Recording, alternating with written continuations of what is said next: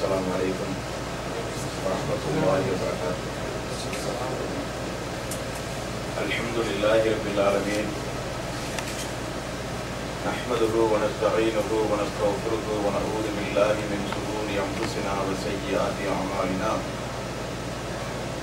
من يهده الله فلا مضل له ومن يضلل فلا هادي له. واشهد ان لا اله الا الله وحده لا شريك له واشهد ان محمدا عبده ورسوله. يا ايها الذين امنوا اتقوا الله حق تقاته ولا تموتن الا وانتم مسلمون. يا ايها الناس اتقوا ربكم الذي خلقكم من نفس واحده وخلق منها زوجها وبث منهما رجالا كثيرا ونساء واتقوا الله الذي تساءلون به والارحام ان الله كان عليكم رقيبا. يا ايها الذين امنوا اتقوا الله وقولوا قولا سديدا يصلح لكم اعمالكم ويغفر لكم ذنوبكم ومن يطع الله ورسوله فقد فاز فوزا عظيما. فإن خير الحديث كتاب الله وخير الهدي هدي محمد صلى الله عليه وسلم وشر الأمور محدثاتها وكل محدثة بدعة وكل بدعة ضلالة وكل ضلالة في النار. வார்த்தைகளில் சிறந்தது அல்லாஹ்வுடைய வார்த்தை என்றும் வழிகாட்டுதலில் சிறந்தது நபிகள் நாயகம் ஸல்லல்லாஹு அலைஹி வஸல்லம் அவர்களுடைய வழிகாட்டுதல் என்றும் காரியங்களில் மிக மிக கெட்டது மார்க்கங்களில் பித்அத்துகளை உண்டாக்குவது, ஒவ்வொரு பித்அத்தான காரியங்களும் வழிகேடுகள் அனைத்தும் உங்களை நரகில் கொண்டு போய் சேர்க்கும் என்று நபிகள் நாயகம் ஸல்லல்லாஹு அலைஹி வஸல்லம் அவர்கள் தங்களுடைய ஒவ்வொரு சொற்பொழிவின் துவக்கத்திலும் இந்த மனித சமுதாயத்திற்கு நினைவுறுத்தியதை சிறப்புமிக்க இந்த நல்ல சந்தர்ப்பத்தில் ஒன்று கூடி இருக்கின்ற உங்களது சிந்தனையிலும் அந்த நபிமொழியை நினைவுபடுத்தி எனது உரையை ஆரம்பம் செய்கிறேன். எல்லாம் வல்ல அல்லாஹ் ரப்பல் ஆலமீன் இணை வைத்தல், பித்அத்துகள், அனாச்சாரங்கள், மூட பழக்க வழக்கங்கள், சடங்கு சம்பிரதாயங்களை விட்டும் அமல்களை பாழாக்கி மறுமை நாளில் நரகத்திற்கு அழைத்து செல்லுகின்ற அனைத்து தீய எண்ணங்கள், நடவடிக்கைகளை விட்டும் நம் எல்லோரையும் அல்லாஹ் காப்பாற்றி அல்லாஹ்வுடைய மார்க்கத்தில் சொல்லப்பட்ட சட்டதிட்டங்களுக்கு ஏற்ப நம்முடைய வாழ்வை நாம் அமைத்து மரணிக்கும் பொழுது உண்மை முஸ்லீமாக மரணித்து மறுமை நாளில் வெற்றி பெறுகின்ற ஒரு கூட்டத்தில் அல்லாஹ் நம் எல்லோரையும் ஆக்கி அருள் புரிவானாக. அன்பிற்கும் பாசத்திற்கும் உரிய சகோதரர்களே, தாய்மார்களே, பெரியவர்களே, இஸ்லாமிய மார்க்கத்தில் அல்லாஹும் அல்லாஹ்வுடைய ரசூலும் வலியுறுத்தி கூறிய இபாதத்துகளை நாம் நம்முடைய வாழ்விலே செய்து வருகிறோம். இந்த இபாதத்துகளை நம்முடைய வாழ்வில் நாம் நிறைவேற்றுவதற்கு என்ன காரணம்? அல்லாஹுவால் கடமையாக்கப்பட்ட இபாதத்துகளை நம்முடைய வாழ்வில் நாம் விட்டால் நமக்கு கபருடைய வாழ்விலும் மறுமையுடைய வாழ்விலும் மிகப்பெரிய தண்டனை இருக்கிறது என்பதை உணர்ந்த காரணத்தினால் இஸ்லாமிய மார்க்கத்தில் வலியுறுத்தி சொல்லப்பட்ட தொழுகை, நோன்பு, ஜக்காத்து போன்ற கடமையான வணக்க வழிபாடுகளை நாம் செய்கிறோம். அதே நேரத்தில் நம்மில் பெரும்பான்மையினர்கள் நபிகள் நாயகம் ஸல்லல்லாஹு அலைஹி வஸல்லம் அவர்கள் கூறிய, இன்னும் சொல்ல வேண்டுமானால் தங்களுடைய வாழ்வில் வலியுறுத்தி சொன்ன பல்வேறு விஷயங்களை நாம் பின்பற்றுகிற காரியங்களில் கொடும்போக்குடையவர்களாக நாம் இருக்கிறோம். அதற்கு என்ன காரணம்? அவைகள் எல்லாம் ஒரு சிறிய விஷயம் தானே, பெரிய பெரிய இபாதத்துகளை எல்லாம் நாம் செய்கிறோமே, சின்ன விஷயங்களை செய்யாவிட்டால் நமக்கு மறுமையில தண்டனை இல்லை தானே, அதாவது செய்தால் நன்மை, செய்யாவிட்டால் குற்றமில்லை என்கிற ஒரு கொடும்போக்கு நம்மில் பலருக்கும் இருக்கிற காரணத்தினால் நபிகள் நாயகம் ஸல்லல்லாஹு அலைஹி வஸல்லம் அவர்கள் கூறிய நிறைய சுன்னத்தான காரியங்கள், சிறியவை என்று நம்முடைய மனித சமுதாயத்திலே ஒதுக்கப்பட்ட பல காரியங்கள் இந்த மனித சமுதாயத்திலே நிறைய இருக்கிறது. அன்பானவர்களே, அல்லாஹு தஆலா நபிகள் நாயகம் ஸல்லல்லாஹு அலைஹி வஸல்லம் அவர்களை தூதராக அனுப்பினானே. அனுப்பிய ரசூலுல்லாஹி ஸல்லல்லாஹு அலைஹி வஸல்லம் 23 ஆண்டு காலம் இந்த மனித சமுதாயத்திற்கு மார்க்கம் என்று போதித்த விஷயங்களை நீங்கள் ஆய்வு செய்து பார்த்தால் ஒரு 10% தான் பெரிய விஷயம் இருக்கும். பாக்கி 90% காரியங்களும் சிறிய விஷயம்தான். உதாரணத்துக்கு, எந்த ரசூலுல்லாஹி ஸல்லல்லாஹு அலைஹி வஸல்லம் ஜிஹாத்தை வலியுறுத்தி இந்த மனித சமுதாயத்திற்கு போதித்தார்களோ அதே ரசூல் தான் 40 நாளைக்கு ஒரு முறை நீங்கள் நகங்களையும் முடிகளையும் களைய வேண்டும் என்றும் சொன்னார்கள். நம்முடைய வாழ்வில் நபிகள் நாயகம் ஸல்லல்லாஹு அலைஹி வஸல்லம் அவர்கள் கூறினார்கள், அரஃபா பேருரையில் கடுமையான ஒரு எச்சரிக்கையாக ரசூலுல்லாஹி ஸல்லல்லாஹு அலைஹி வஸல்லம் அவர்கள் சொன்னார்கள், சைத்தான் உங்களுடைய விஷயத்தில் 2 காரியத்தில் போட்டி போட்டான். ஒரு காரியத்தில் சைத்தான் தோற்று போய்விட்டான், ஒரு காரியத்தில் உங்களை சைத்தான் வென்று விட்டான் என்றார்கள். அதுல ஒரு காரியம் என்னங்க? உங்களை இணை வைத்து தூண்டுகிற விஷயத்தில் சைத்தான் தோற்று போய்விட்டான். யாராவது ஒரு மனிதர் இஸ்லாத்தை புரிந்து இணை வைத்தலின் கொடுமையை உணர்ந்து யார் இஸ்லாத்திற்கு வந்தார்களோ அவர்கள் திரும்ப உறவு வழிபாட்டின் பக்கமோ இணை வைத்தலின் பக்கமோ அவர்கள் செல்லுகிற காரியத்தில் சைத்தான் தோற்று போய்விட்டான். உங்களை இணை வைக்க தூண்டுகிற விஷயத்தில் சைத்தான் தோற்று போய்விட்டான். ஆனால் ஒரு விஷயத்தில் சைத்தான் வெற்றி அடைந்து விட்டான். எந்த விஷயத்தில்? அமல்களை, அல்லாஹ்வுக்காக வேண்டி நீங்கள் செய்கிற இபாதத்துகளை, சொர்க்கத்திற்காக வேண்டி நீங்கள் செய்ய போகிற நற்கர்மங்களை சிறியவை என்று உங்களுக்கு காண்பித்து செய்ய விடாமல் உங்களை தடுக்கிற விஷயத்தில் சைத்தான் உங்களை வெற்றி அடைந்து விட்டான் என்று நபிகள் நாயகம் ஸல்லல்லாஹு அலைஹி வஸல்லம் அவர்கள் கூறினார்கள். சஹாபாக்களுடைய வாழ்க்கையை நீங்க பார்த்தீங்கன்னா தெரியும்.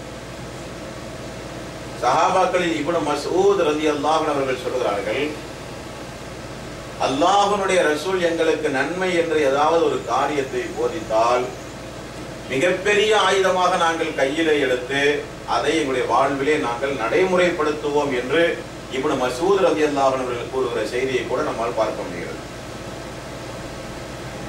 நம்முடைய சமுதாயத்தில் பாருங்க, தொழுகும் போது நெஞ்சில தக்பீர் கட்டுவது, விரல் அசைப்பது, ரமலானுடைய காலத்தில் 11 ரக்காத்து தொழுவது, இப்படி இந்த ஏகத்துவத்தை பின்பற்றுகிற மக்கள் இந்த சமுதாயத்தில் ஒரு சுன்னத்தான காரியங்களை நிலைநாட்டுவதற்காக வேண்டி மிகப்பெரிய ஒரு போராட்டங்களை நிகழ்த்துகிறார்கள்.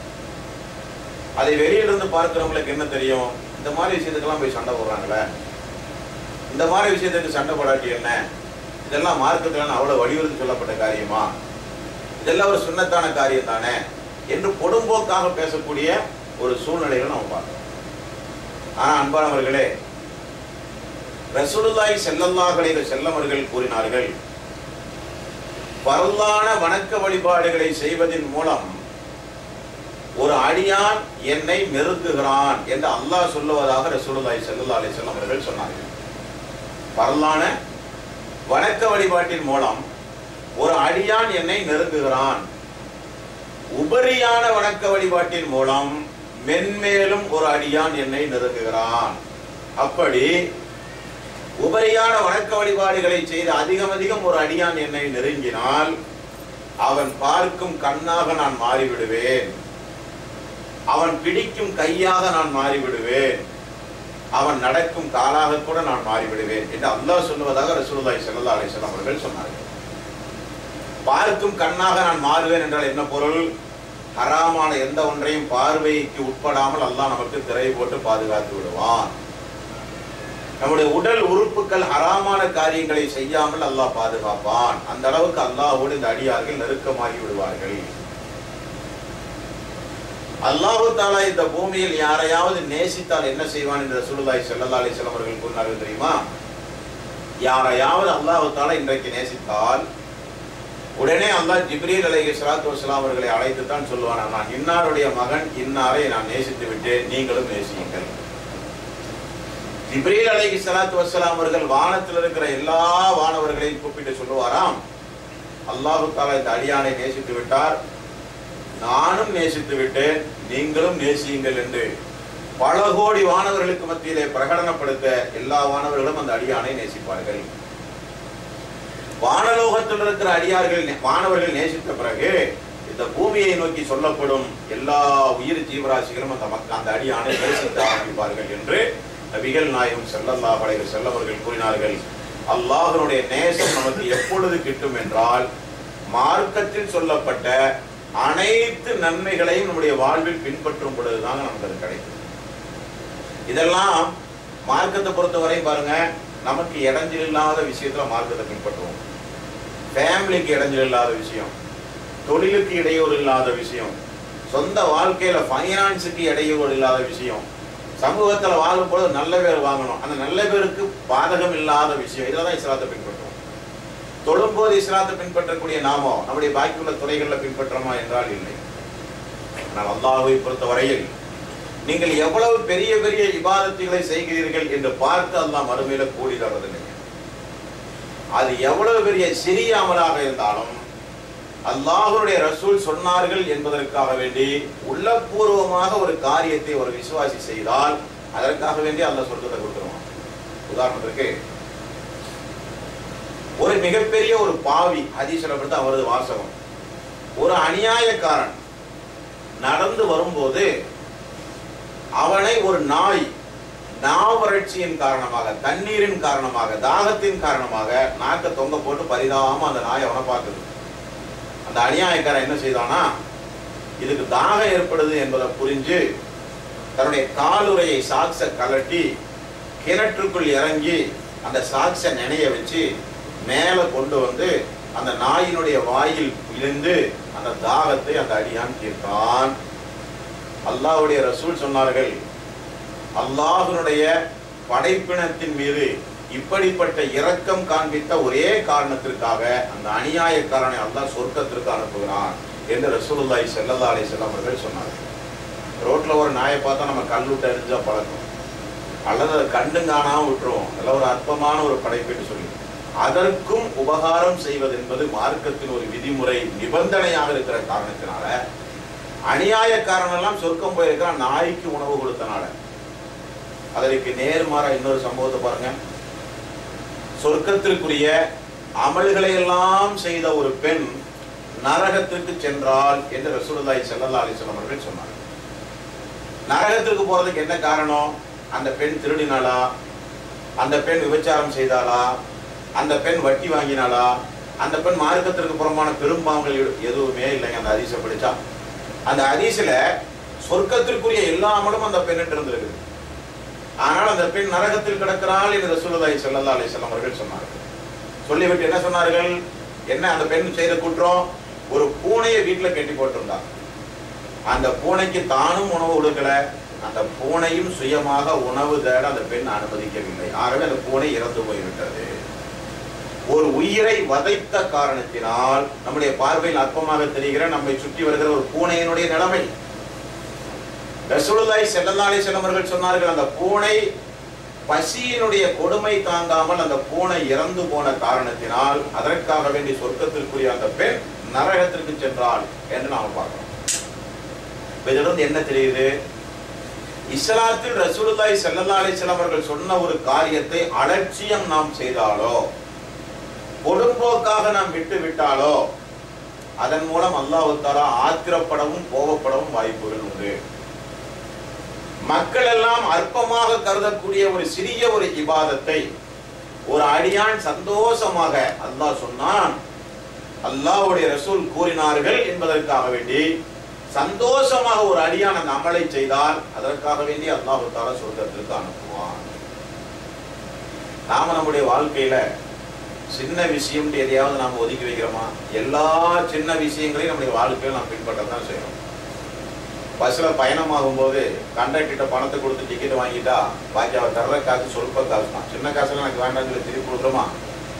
₹1 சண்டை போட்டு கேஸ் போறவங்கலாம் இருக்கிறாங்க. உண்மை இல்லையா? உலக விஷயத்துல ஸ்கூலுக்கு போறீங்க, நீங்கெல்லாம் படிக்க போறீங்க, 10 மதிப்பெண் இருக்கிற கேள்வி இருக்கும், 5 மதிப்பெண் இருக்கிற கேள்வி இருக்கும், 3 மதிப்பெண் இருக்கிற கேள்வி இருக்கும், 2 மதிப்பெண் இருக்கிற கேள்வி இருக்கும். இல்லை நான் பெரிய கேள்விக்கு தான் பதில் எழுதுவேன்னு சொல்லி வெறும் 10 மதிப்பெண் இருக்கிற கேள்வி 5 எழுதுனா 100 மார்க் கிடைக்குமா? கிடைக்காது. உலக விஷயத்துல நாம் அப்படி இருக்கிறது இல்லை. உலக விஷயத்துல எல்லா சின்ன காரியங்களும் நம்முடைய வாழ்க்கையில் நாம் பின்பற்றத்தான் செய்யறோம். மறுமையுடைய விஷயம் என்று வரும் பொழுது, இபாதத்துகள் என்று வரும் பொழுது, மார்க்கம் என்று வரும் பொழுது, இதெல்லாம் நமக்கு பின்ன பார்த்துக்கலாம். இதை மட்டும் நாம் இப்ப செய்வோம், இதை செய்தால் நமக்கு இடையூறு, இதை செய்தால் நமக்கு பாதிப்பு, இதை செய்தால் பிரச்சனைகள் வரும், இதை செய்தால் சமூக மக்கள் எதிர்ப்பாங்க, இதை செய்தால் சமூகத்தில் அந்தஸ்து கிடைக்காது, இப்படியெல்லாம் மார்க்க விஷயத்துல பார்க்கிறோமே, இது ஈமானை பலகீனம் அடைய செய்துவிடும். நம்முடைய வாழ்க்கையில பாருங்க, ஃபர்தான தொழுகையை ரொம்ப அக்கறையோட தொழுவோம். சுன்னத்தான தொழுகையை தொழுகிறோமா? சூரிய உதயத்திலிருந்து சூரியன் நடு உச்சிக்கு வர்ற வரை துஹாவுடைய தொழுகைன்னு இருக்குது, அதை நம்ம தொழுகிறோமா? ரமலானுடைய காலத்துல தராவீக தொழுகை, அது உபரியான தொழுகை தான். அந்த தொழுகை அந்த ஒரு மாசம் ஜமாத்தோட சேர்ந்து தொழுகிறதுக்கு எவ்வளவு அக்கறை காமிக்கிறோம். ஆனா ரமலான் முடிஞ்சா ஃபர்லான தொழுகை கூட நம்ம தொழுகாம இருக்கோம். அப்ப தஹஜ்ஜுத் தொழுகை இல்ல, துஹாவுடைய தொழுகை இல்ல, சுன்னத்தான தொழுகை இல்ல. பள்ளிவாசலுக்கு நேரம் ஜமாத்து நடக்கும்போது அவசர அவசரமா போறோம், ஜமாத்தோட தொழுகிறோம், ஜமாத் முடிஞ்சோன்னு எந்திரிச்சு வரோம். ட்ரையா இபாதத்தை, ஃபர்லான இபாதத்துகளை மட்டுமே செய்தால் மறுமை நாள்ல என்ன ஆகும் தெரியுமா? ரசூலுல்லாஹி ஸல்லல்லாஹு அலைஹி வஸல்லம் அவர்கள் கூறினார்கள், மறுமை நாள்ல இந்த ஃபர்லான இபாதத்துகளை மட்டுமே செய்த அடியான் மறுமை நாளிலே கொண்டு வருவான்.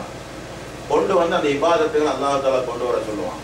அந்த இபாதத்துகளை ஏதாவது குறை இருந்தா அந்த குறைக்கு எப்படி முழுமைப்படுத்துவான் அல்லாஹ் தஆலா சொல்லுங்க பார்ப்போம். ஃபர்லான தொழுகையில ஒரு குறை இருக்கு, அதுக்கு 100 மதிப்பெண் போட முடியாது. உள்ளே வஜ்ஹத் ஓதலை, அல்லது ருக்கு சரியா செய்யல, அல்லது சுஜூது சரியா செய்யல, அல்லது அத்தஹியாத் ஓதலை, ஏதாவது ஒரு குறை. ரசூலுல்லாஹி ஸல்லல்லாஹு அலைஹி வஸல்லம் அவர்கள் கூறினார்கள், அப்படி ஏதாவது தொழுகையில குறை இருந்தால் அல்லாஹ் தஆலா அந்த வானவரிடத்துல கேட்பானாம், என்னுடைய அடியான் உபரியான தொழுகை ஏதாவது தொழுதானா? ஆமாம் யா அல்லாஹ், நிறைய சுன்னத்தான தொழுகையை தொழுகிறான், நிறைய துஹா தொழுகையை தொழுகிறான், நிறைய தஹஜ்ஜுத் வணக்கங்களிலே ஈடுபட்டிருக்கிறான் என்று சொல்லப்படும். அல்லாஹ் தஆலா அந்த சுன்னத்தான இபாதத்துகளினுடைய கூலியை எடுத்து பரவலில் இருக்கிற குறைகளை நிவர்த்தி செய்து அந்த அடியானை அல்லாஹ் தஆலா சொர்க்கத்திற்கு அனுப்புகிறான் என்று ரசூலுல்லாஹி ஸல்லல்லாஹு அலைஹி வஸல்லம் அவர்கள் கூறினார்கள். நம்முடைய இஸ்லாமிய மார்க்கத்துல ரசூலுல்லாஹி ஸல்லல்லாஹு அலைஹி வஸல்லம் அவர்கள் கூறிய சுன்னத்துகளிலேயே நம்முடைய பார்வையில 24 மணி நேரமும் மண்ணறையில கொண்டு போய் நம்மளை கொண்டு போய் வைக்கிற வரை நம்மோடு இருக்கக்கூடிய ஒரு சுன்னத் எதுங்க? எது?